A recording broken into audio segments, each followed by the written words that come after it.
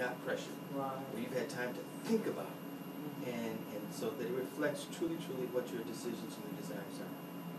I know that I was happy that, well, actually, my dad, when he passed, he didn't have one. And fortunately, my sisters and I get along very well, so we were able to agree with the fact that, you know, he continued to get care as long as you know, there was some prospect of some form of recovery. And at a certain point, though, you know, they got us together. By that time, it was just my younger sister and myself. And we were there, and they said, well, his systems were starting to fail. You know, body functions were just going. And at that point, it was in both cases, it was my younger sister who had the most difficult time just dealing with it. And I think both parents stayed around just for her to gain strength and get ready for it. And you know, at that point, she said to my dad as he was getting ready to pass, she unplugged everything and she just rubbed his head and said, "Dad, it's okay for you to go." And you know, I've talked to people and they've said a similar thing, that sometimes you need to give them permission to go ahead and go, to let them know that you'll be okay. And my sister did that. And yeah, that gets us to our bereavement pastor here, who with hospice, and that's basically what you do, is deal with bereavement. Yes, that's exactly what. See, that was a great segue, wasn't it? Absolutely, absolutely. Job well done. All right. Yes, basically I am the bereavement manager, and what I do is deal with individual family members who are having issues such as you spoke of earlier, just a few minutes ago. Also provide them with an opportunity and to let them know that grief is a process, that it's nothing that you quote unquote get over, but it's something that you learn to live with as each and every day pass.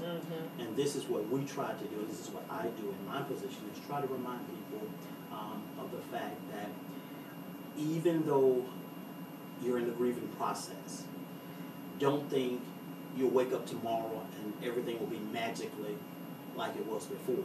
Because actually what you have to do is begin to recognize that things will never be the same again. Oh, absolutely. You have truly lost someone who is a part of your life. The illustration I often use is that it's just like one day you wake up and your arm is cut off. Well, you have to then learn how to live life with just one arm. And the moment that it's cut off, you don't instantly know how to automatically use one arm, but through the process of learning and going through the necessary steps and through time, you learn how to cope very well. And that's the way grief is that you don't automatically wake up one day and there's no more pain, no crying, no issues, no problems. Because I have learned that in dealing with people, that so often people say things that try to help us, but they really don't. And one of the worst things I think you can say to an individual is to say, "You'll get over it." Right. Because then they're walking around or get over it. Right, or get over it. Right. And the sad part about it is these are some of our friends sometimes who will say, "Get over it." Our family members too. It's been a week, it's been a month, it's been 6 months. Are you still crying, and things of that nature? And not giving people an opportunity to grieve as they choose to. And this is what I do in establishment of groups and connecting even with people one-on-one at times. To give them an opportunity just to have a listening ear rather than keeping things bottled up on the inside. If we learn how to talk our way through them and express ourselves, then we quickly discover that in just expressing ourselves, we find ourselves doing a lot better. But the problem is when you have people who don't allow you to who don't meet you where you are and just allow you to express where you are. Some days you'll feel fine. Other days it feels as if the death was just yesterday when actually it's been 5-10 years ago. Oh yes. And we must be able to allow people to grieve at their own pace. And I think is the key element, and that's why I enjoy what I do. I don't provide any answers. There are no grief experts, but there are experts who will sit and listen and allow you to work through the process. And you know, and that's a great thing. Something you said earlier, really and truly, almost like, you know, just like it's sunk right into my soul, and just said to me, you know, it's okay, and I give you permission to actually carry some of that with you, no matter how long it takes. Because I talk to people who've lost their mother, as I did last year in August, who said, oh, Gwen, it was 10 years ago, and it was like yesterday. Oh, God, I mean, and she says, there are times, you know, and these are women, of course, who will say there are times when I can, like, hear my mother speak, and I look around, she's not there, and I start to weep.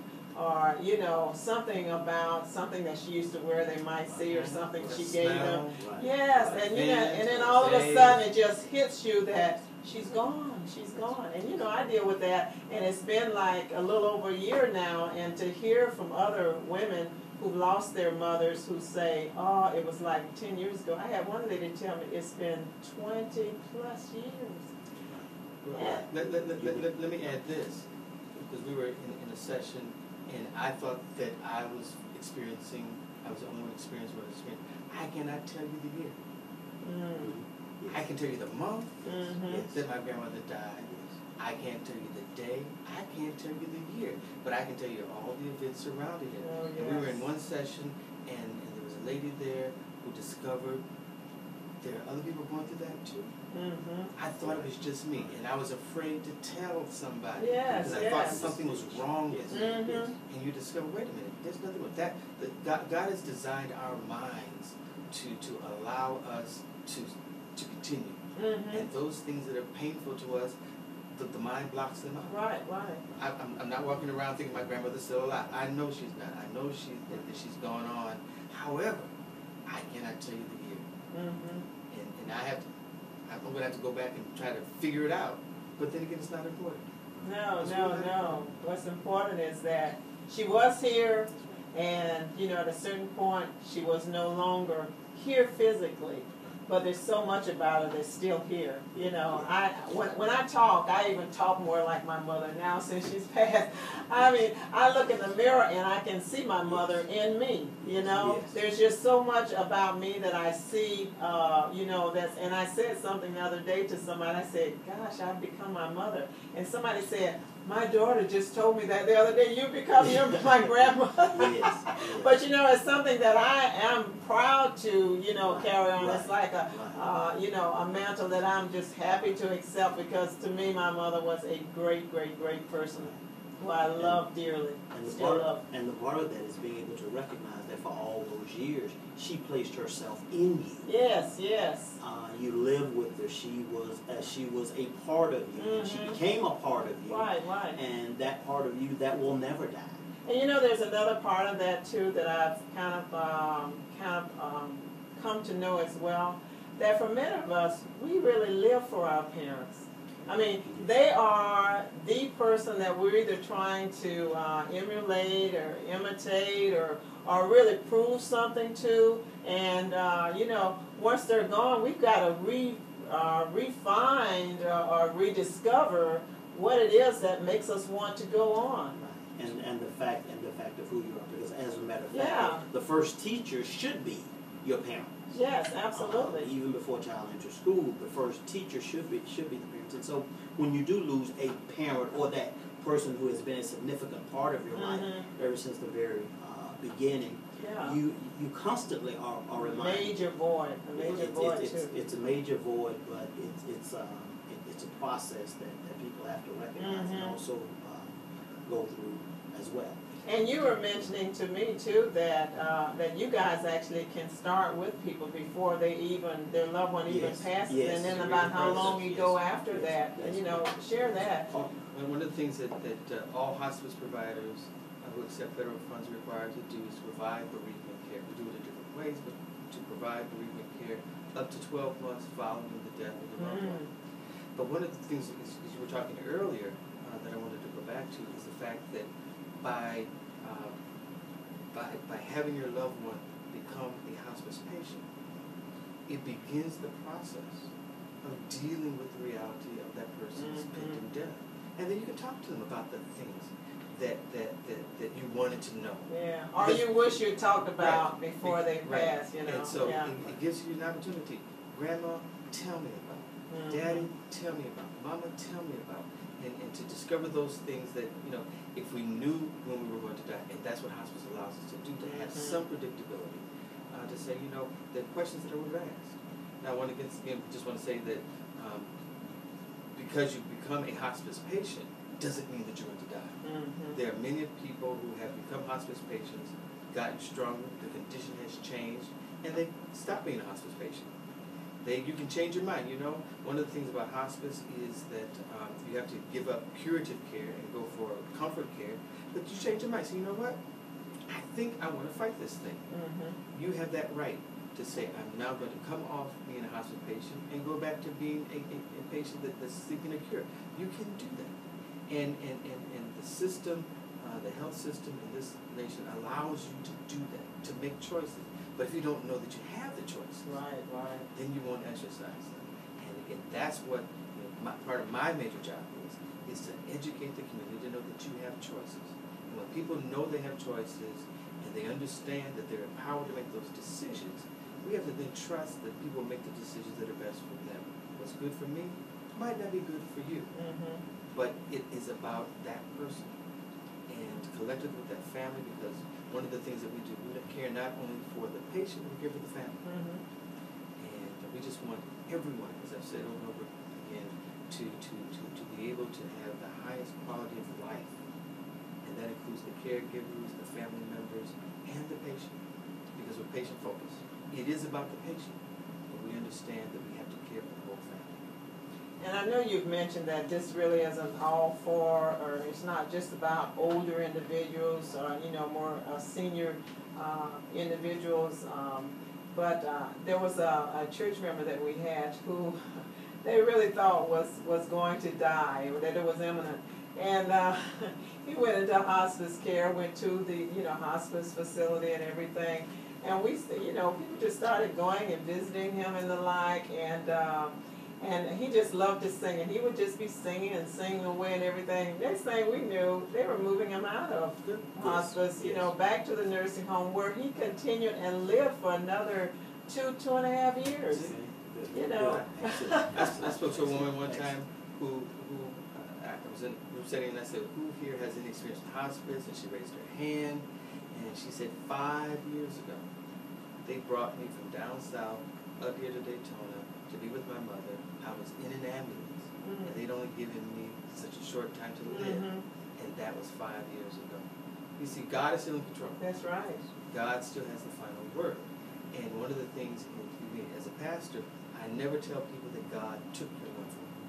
God accepted, God received, but God did not take your life. Yes. So we can't blame God. Death is a natural part of living. And as they say, none of us gets out of here alive. Now, you mentioned that it's not, and I just stated as well, it's not age-related. Correct. Well, I guess the truth is, and you and I were talking about that, how the determination is made, and you were saying there are certain indices that will say, that person is near death. But I was talking with you about, who makes the indication, who is it that yeah. And that's, everything is doctor-driven. Hospice and Vitas is a medical care company. And so it is driven by the diagnosis that the doctor gives. And so they're the common diagnosis, the cancer. Everybody understands cancer might make you become eligible for a hospice patient. Congestive heart failure, COPD, renal failure, kidneys, liver failure. We understand those, but also conditions such as Alzheimer's, which is becoming more and more prevalent as people live longer and longer, dementia and things of that nature, and because we know that eventually Alzheimer's will lead to the person's body system shutting down and the person dying. And then there's one we call debility unspecified. I love that one. Debility, it starts with the D, debility unspecified. And that is basically when the person's body is just shutting down. And we can't pinpoint where it's coming from, the major symptom being weight loss. But everything is doctor diagnosis driven. Vitas, we have a care team. That care team is headed by a registered nurse.